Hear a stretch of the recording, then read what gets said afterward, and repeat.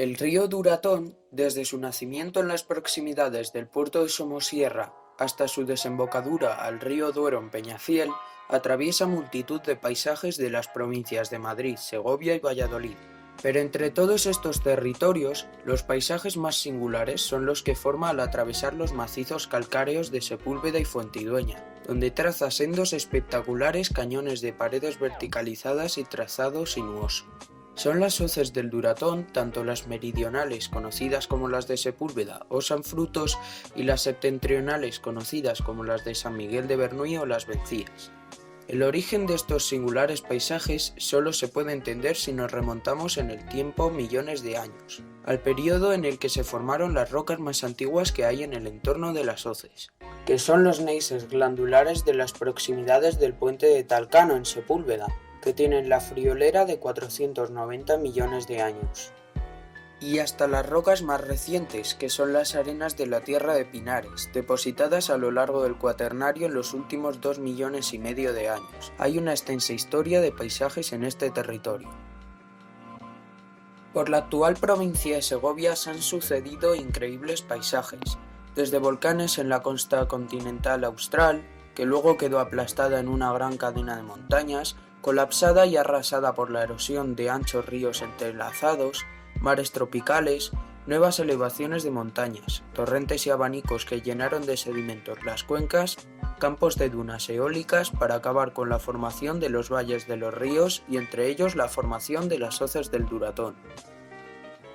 Más en detalle, las rocas que se fueron formando a lo largo de esa dilatada crónica geológica de 490 millones de años habían quedado superpuestas a finales del Cretácico Superior, hace unos 65 millones de años, y los empujes debidos al levantamiento de la Sierra de Guadarrama comprimieron y fracturaron los conjuntos de rocas formando los conocidos pliegues en los cuales el río Duratón y sus afluentes Casilla y San Juan fueron formando valles cada vez más estrechos y sinuosos hasta dar lugar a las hoces. Por eso, en las laderas de los cañones y hoces se ven diferentes tipos de rocas formadas en estos ambientes tan diferentes y con estructuras de plegamiento y fallas, como el conocido pliegue en rodilla de Sepúlveda, cuyo flanco verticalizado forma los populares picozos, crestones de rocas calcáreas que condicionaron la ubicación y el urbanismo histórico de Sepúlveda.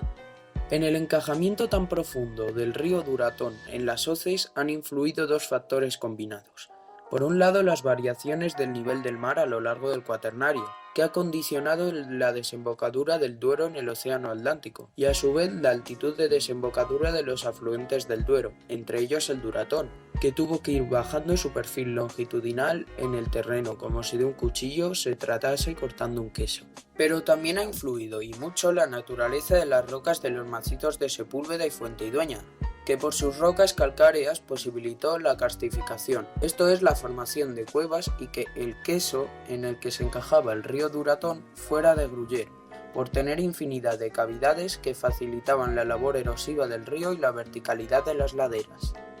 El trazado sinuoso del cañón, que es lo que caracteriza a las hoces en alusión a la forma de este apero de labranza, también ha evolucionado en el tiempo, produciéndose la exageración y corte de algunos de estos meandros, dejando meandros abandonados en el valle, como el conocido meandro de las Hontanillas, entre Sepúlveda y Villar de Sobrepeña, del que se conserva incluso el promontorio a modo de isla, que anteriormente era la orilla interna del meandro. Este fenómeno de migración de los meandros también se produjo en los barrancos afluentes del Duratón, como el arroyo de Valdepuerco, en las inmediaciones del paraje de la ermita de Santa Engracia, cerca del priorato de San Frutos. Y por eso, esa curiosa disposición de los dos tramos del barranco, que fueron capturados por el Duratón por la migración de los meandros. Así se formó la hendidura con característica forma de W en la pared del cañón del Duratón sobre la ermita de Santa Engracia, que ha sido profusamente representada por pintores de los cursos de pintores del paisaje desde hace décadas.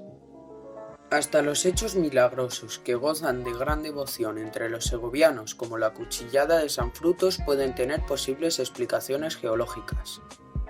El plegamiento suave que se produjo en las rocas en el entorno del priorato de San Frutos formó una serie de grietas en la roca, llamadas fallas y diaclasas, que fueron ensanchadas por la disolución kárstica hasta formar callejones, que pudo ser donde San Frutos, según la tradición, colocó su báculo para producir un desprendimiento que paró a las hordas sarracenas.